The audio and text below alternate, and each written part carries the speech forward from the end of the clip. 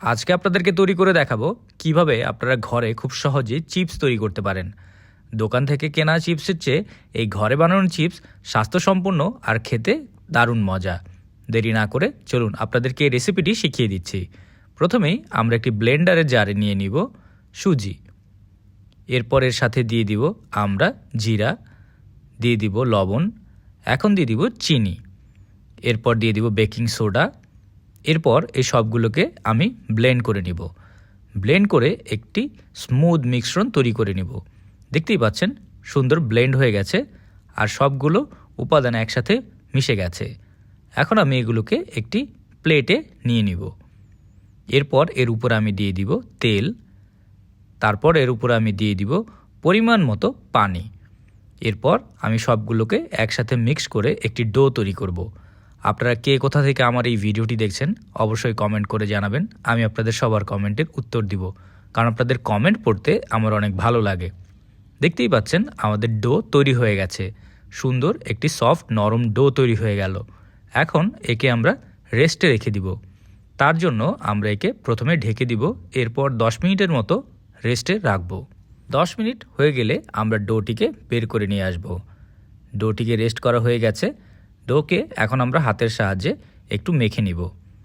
এরপর আমরা একটু বেলুনির সাহায্যে একে আস্তে আস্তে করে বেলে নিব। আমরা একটি রুটির আকারে একে বেলে নিব, আর অবশ্যই পাতলা হতে হবে যাতে অনেক বেশি মোটা না হয়। বেলা হয়ে গেলে আমরা একটি ছুরির সাহায্যে একে কেটে নিব। আপনারা দেখতেই পাচ্ছেন আমি কিভাবে এগুলোকে কেটে নিচ্ছি। আপনারাও ঠিক এইভাবে কেটে নেবেন। আর আপনি যদি পারেন আপনি আপনার মতো করেও কেটে নিতে পারেন, তাতে কোনো সমস্যা নেই। তো দেখতেই পাচ্ছেন আমরা 3 কোণা করে কেটে চিপসটি তৈরি করব। তো সবগুলো কাটা হয়ে গেলে আমরা এগুলোকে আস্তে আস্তে করে আলাদা করে নিব, কারণ এগুলো একটার সাথে একটা জড়িয়ে থাকে। তো সবগুলোকে আমরা আলাদা করব। এরপর একে আমরা ভাজার জন্য নিয়ে যাব। তো আমি প্রথমেই মিডিয়াম গরম তেল করে রেখেছিলাম। মিডিয়াম গরম তেলে আমরা এই সবগুলো চিপসকে দিয়ে দিব। অবশ্যই মিডিয়াম গরম তেল ব্যবহার করবেন, অতিরিক্ত গরম তেলে পুড়ে যেতে পারে। সবগুলো দেওয়া হয়ে গেলে আমরা কিছুক্ষণ এক পাশ ভেজে নিব। এরপর এগুলোকে আমরা নেড়েচেড়ে উল্টে দিব।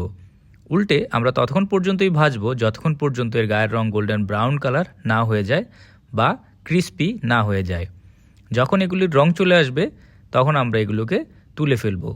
আর তোলার আগে অবশ্যই তেলগুলোকে একটু ঝেড়ে নিতে হবে। দেখতেই পাচ্ছেন কি সুন্দর চিপস তৈরি হয়ে গেছে।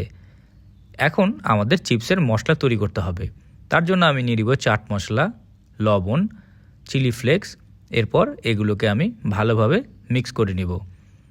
এরপর এই মশলার উপরে আমি আমাদের চিপসগুলো দিয়ে দিব। দিয়ে আরেকটি বাটি দিয়ে ঢাকনা দিয়ে আমরা ভালোভাবে মিক্স করে নিব। মিক্স করা হয়ে গেলে আমাদের ক্রিস্পি আর মচমচে চিপস তৈরি হয়ে যাবে। দেখতেই পাচ্ছেন কি সুন্দর চিপস আমরা ঘরে খুব সহজে তৈরি করে ফেললাম।